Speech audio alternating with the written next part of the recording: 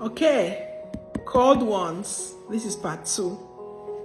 Like I was saying, those you're called to deliver, you would know you're called to deliver them. You would know that you have the anointing to break them free from whatever is holding them back. You would know that you have the solution to their problems and you're the sent one. But in that season, they're not going to recognize you as a deliverer. You are not going to be recognized as one coming to save them. Or that even when you try to save them, they would think that you have an ulterior motive. When you're looking out for them, they would think that you're very proud and arrogant. They will not receive you. In fact, if they see you connected to someone, they would actually go to that person and despise you. They will prefer the other person to you over and over again, because you're in that season. You're in that season where you are supposed to be stripped.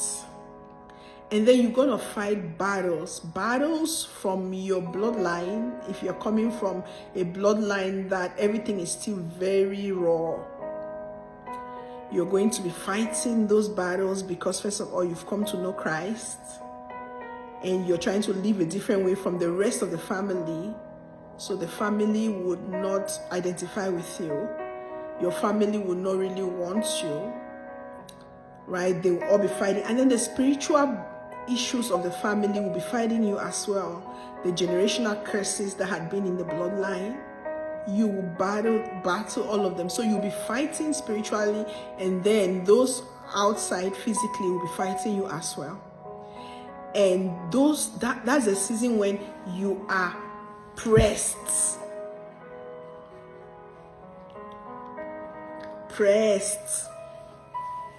You are pressed in that season. That's a season of shame. The devil in that season also, his purpose is to shame you, so that when you come out of that season, you are still filled with the spirit of shame and you're not able to move on. So that then the focus will be that, oh man, look at those people who say they preach the gospel. Look at them. Did you see the kind of lifestyle that they were living? Man, if that's what God is about, I don't want him. Whatever will be said.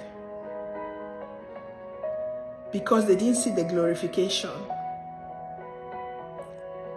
So, as a called one, the battles will not be hidden. You're not going to be, you're going to bleed in public. There is a season where not that you're bleeding while ministry, but you bleed in public. The Lord will deal with those issues in complete, that people will be talking about it.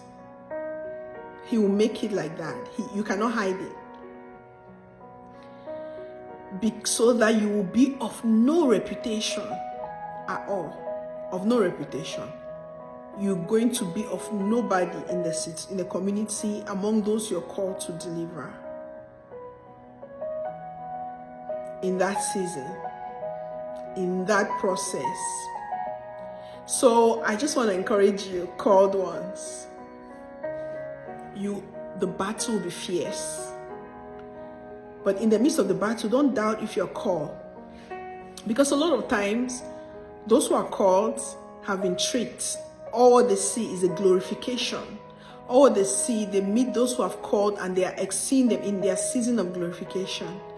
And they are like excited. Oh, I want to be called. Oh, I want to get into this thing very fast. But they did not see them in their crushing season. They did not see them. We just need to go ask now. People in the neighborhood, they'll be like, oh, that foolish man, he was so poor. In fact, they were begging.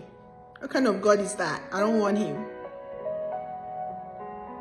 Because they experienced that, they saw everything in the open. When that person was being stripped to The very basic.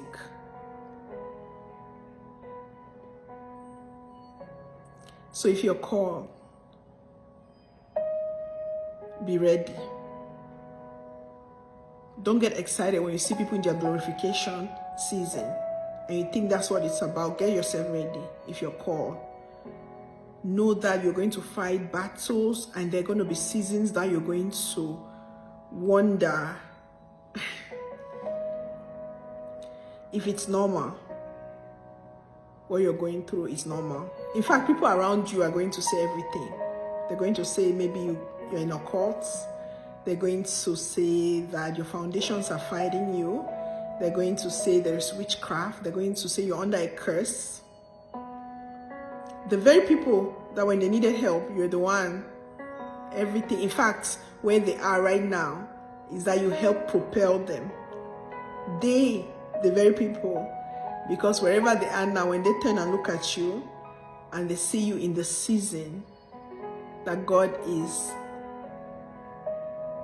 stripping you in the open, they're going to use their moments and compare to yours, and then the identity is in them, in that, and they'll use that to say they're better than you, to say that they're more anointed than you, to say that their call is greater than yours, to say that men are more favored. Or some people even run their mouth and, oh, if God did not use you to help me, he would have used anyone because I'm special and I'm called. You will hear all despicable thing that you have never heard from the very people. Yes, and it's going to be painful. It's going to hurt so bad. But that's meant to shift your trust from people to God. It is meant for you to shift everything and to be of no reputation. Yes. And it is necessary. It is necessary. I'm going to do a part 3.